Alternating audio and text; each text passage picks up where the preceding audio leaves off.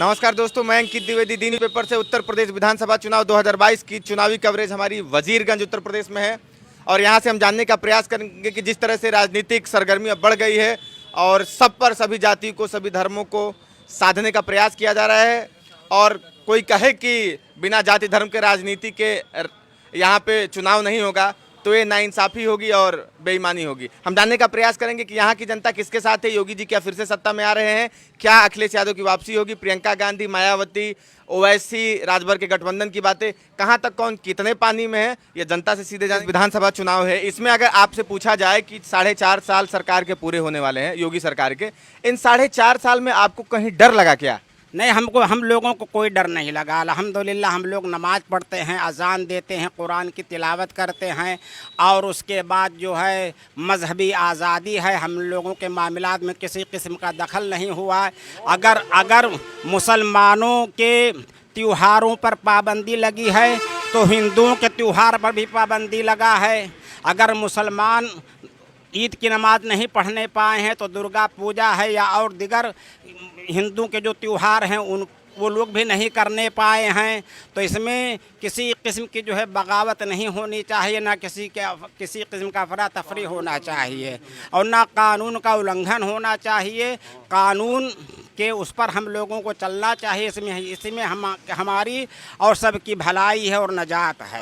आपने ये बात कह दी और आप कितने अच्छे तरीके से आप बता रहे हैं कि भाई दोनों के साथ किसी के साथ भेदभाव नहीं हुआ, ये मौके की बात थी। लेकिन कुछ मौलवी साहब को या फिर मौलाना साहब को देख रहे हैं तो इन बातों को नहीं बता रहे, वो बस यही बता रहे हैं कि मुस्लिमों के त्यौहार नहीं हो, मुस्लिम समुदाय के त्यौहार। बात है किसी किस्म के जो त्यौहार का रुख, अगर मान लीजिए होली नहीं होने पाया है या जो है ये समझ लीजिए कि दिवाली है या और भी हिंदू हजरात के बहुत सारे त्यौहार हैं, अगर वो नहीं होने पाए हैं तो मुसलमानों का भी त्यौहार नहीं होने पाए। जब हिंदुस्तान में रहना है तो कानून की पाबंदी करना पड़ेगा। हुकूमत जैसा कानून बनाएगी उस लिहाज से हम लोगों को चलना पड़ेगा ताकि जो है आपस में जो है ना इत्तेफाकी ना हो, अफरा तफरी ना हो, एक दूसरे से जो है कोई उलझने ना पाए, अमन चैन बरकरार। अमन चैन बरकरार। हमारे साथ और भी बुजुर्ग। चाचा, आपको क्या लगता है 2022 विधानसभा चुनाव में आप क्या देखते हैं?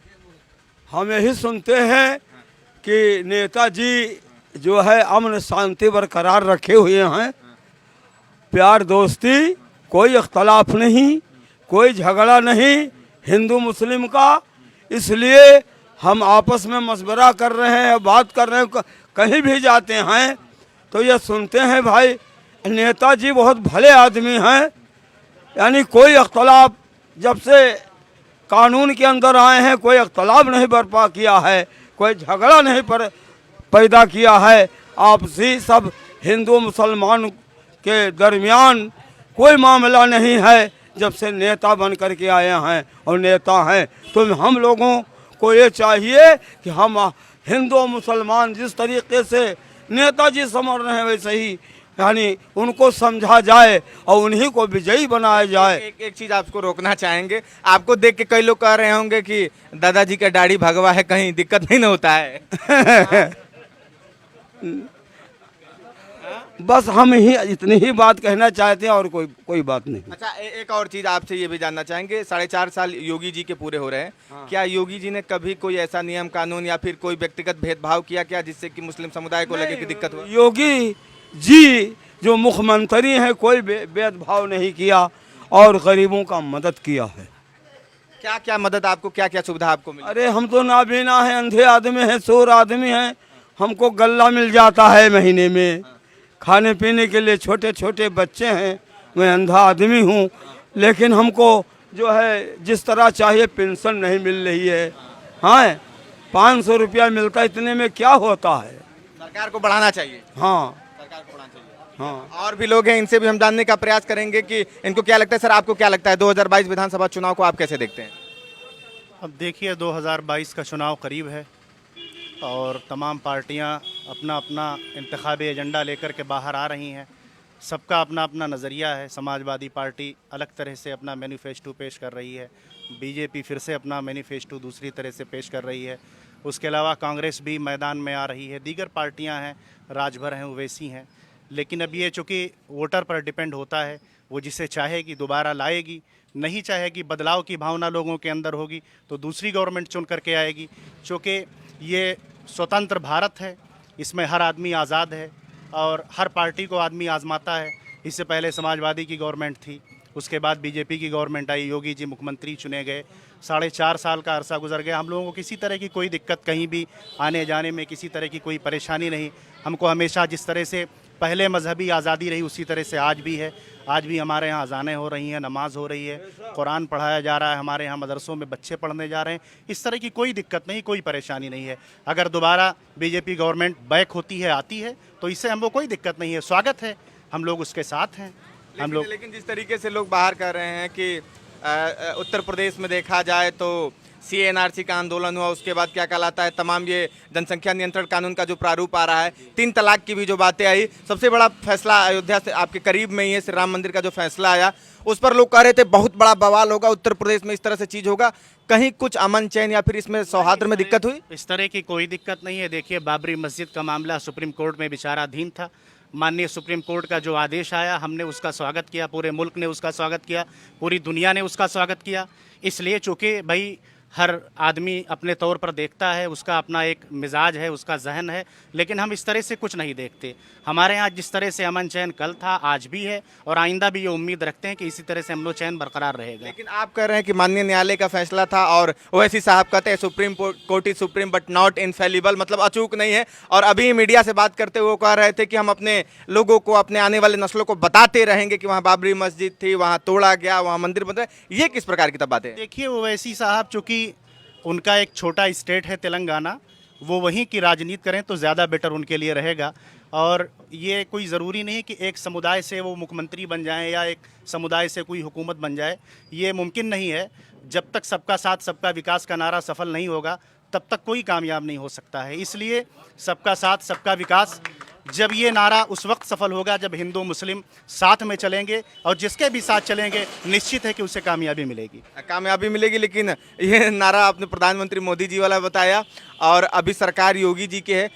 योगी जी को आप लोग कैसे, किस प्रकार के मुख्यमंत्री के तौर पर देखते हैं? योगी जी भाई योगी हैं वो, और गोरखनाथ मंदिर के पीठाधीश्वर हैं और हमारे आदरणीय हैं, उनसे हमें कोई दिक्कत नहीं। इतने सारे मदरसे एडेड हैं, सारे मदरसों की तनख्वाहें रिलीज़ होती हैं। इस तरह की और तमाम तरह की स्कीमें उन्होंने मदरसे को मॉडर्नाइजेशन में लाने के लिए कोशिश किया, जैसे पोर्टल है, पोर्टल पर मदरसों को ला करके, और इस तरह से तमाम सारा काम उन्होंने किया है। अब क्या क्या बयान किया जाए, जिससे चूँकि हम लोग मदरसों से जुड़े हुए हैं, जो भी योजनाएं आती हैं उसके बारे में हम लोगों को पता रहता है।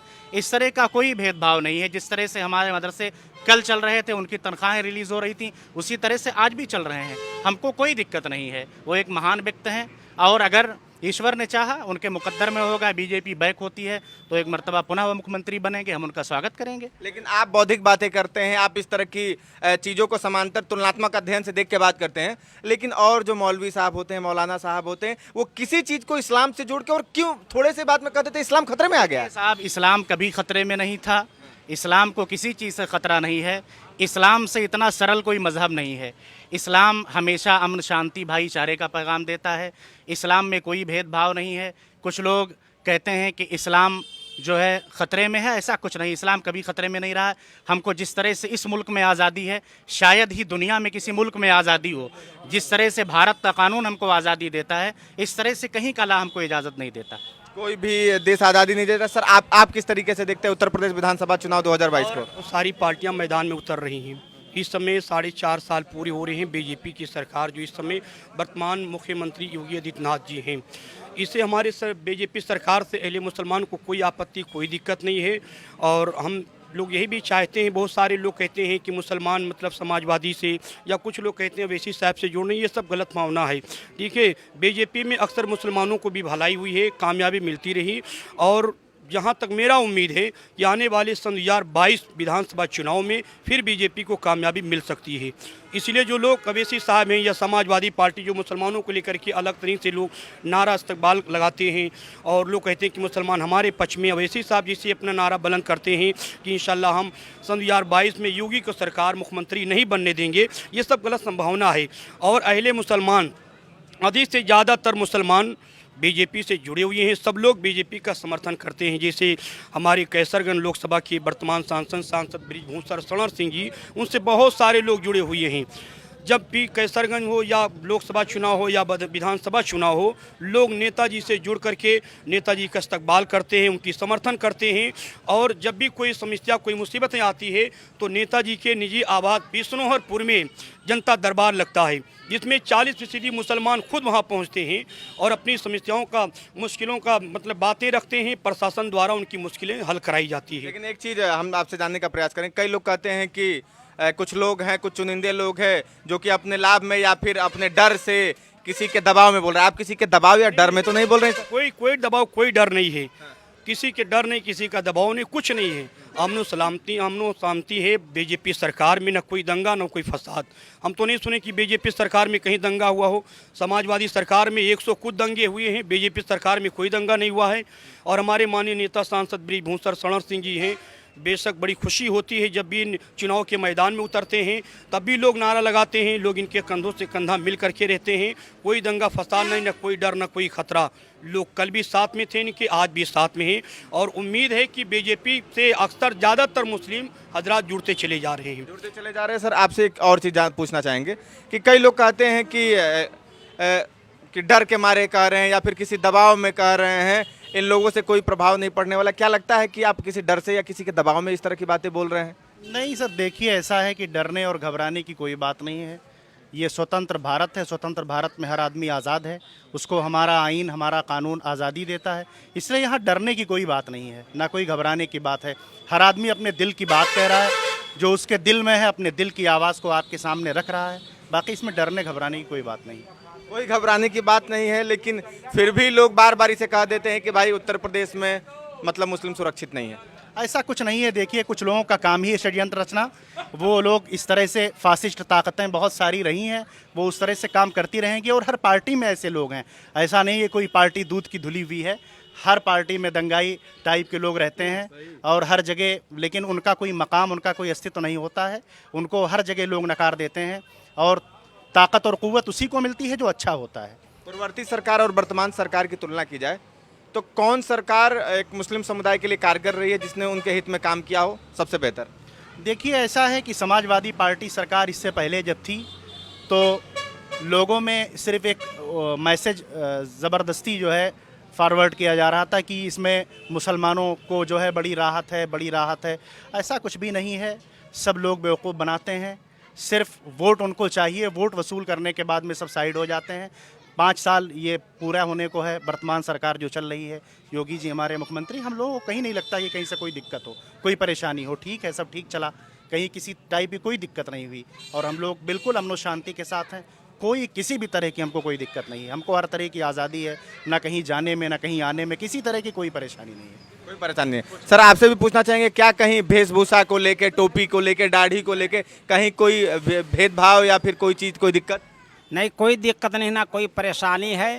मुसलमान हर तरह से और ख़ासकर हमारे इस वज़ीरगंज में बहुत अमन और शांति के साथ रहते हैं, एक दूसरे के साथ शरीक रहते हैं। खुशी में, गम में, मुसीबत में, तकलीफ़ में एक दूसरे का लोग जो है साथ देते हैं, हिंदू मुस्लिम। और उसके बाद अगर ये मतलब मौजूदा हुकूमत कोरोना को लेकर के अगर स्कूल बंद हुए हैं तो जिस तरीके से हिंदी स्कूल और इंग्लिश स्कूल पर पाबंदी लगी है, उसी तरह से दीनी मदारिस पर भी वो है। और अगर उन स्कूलों को खोला जाता, दीनी इदारों को बंद किया जाता, तो ये होता कि चलो कोई बात नहीं, मुस्लिम को जो है तकलीफ़ दिया जा रहा है, ऐसी बात नहीं है। अगर हिंदी और इंग्लिश स्कूल को बंद किया गया है तो दीनी अरबी मदरसे भी बंद हैं। और अगर जब वो स्कूल खोलेंगे तो ये भी स्कूल खुलेगा। और बिलखुसूस हमारे इस इलाके के नेताजी जनाब बृजभूषण शरण सिंह हर एक के दुख दर्द में शामिल होते हैं। अभी फ़िलहाल टिकरी बाज़ार में जो है एक कांड हुआ था, गैस से जो है पूरा घर उड़ गया, गैस सिलेंडर से घर उड़ गया था और उनके यहाँ के 5-6 लोग गुज़र गए थे। तो जनाब बृजभूषण शरण सिंह जो यहाँ के MP हैं, नेता हैं, वो जा कर के 20,000 रुपया उन लोगों को इमदादी फ़ंड दिए। और हमें उम्मीद है कि हमारे नेताजी सरकार से उन लोगों को ज़्यादा से ज़्यादा इमदाद दिलाने की कोशिश करेंगे। दिलाने की कोशिश करें। तो जिस तरीके से आप देख रहे थे, यहाँ हम आपके लिए अल्पसंख्यक समुदाय की बात कर रहे थे और इन लोगों ने बखूबी अपने बातों को रखा कि किसी के दबाव में, किसी के प्रेशर में या फिर किसी के डर से हम नहीं रख रहे हैं। जो कार्यों को कर रहा है, जो सरकार की क्रियाकलाप है, उनकी सराहना की जानी चाहिए। और अब वोट किसी का पेटेंट वोटर नहीं है, जो काम करेगा उसको वोट मिलेगा और सबका साथ, सबके विकास पर बातें होगी। तो जुड़े रहिए, बने रहिए दी न्यूज़पेपर के साथ। मैं अंकित द्विवेदी, जय हिंद।